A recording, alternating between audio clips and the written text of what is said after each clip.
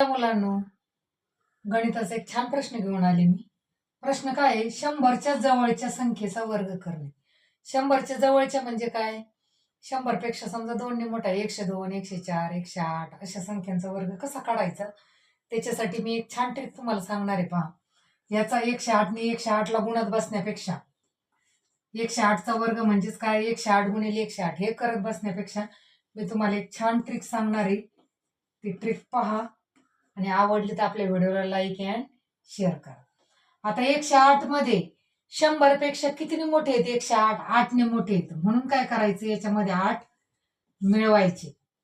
मग किती झाले? 8 आणि 8 6, हातचा आला 1 1 1 116 झाले. आता काय करायचंय? 8चा वर्ग करायचाय. 108 मध्ये 8 मिळवले, त्याच्यानंतर काय करायचंय? 8चा वर्ग करायचा आणि तो याच्या शेजारी मांडायचा. पहा, 8चा वर्ग किती आहे?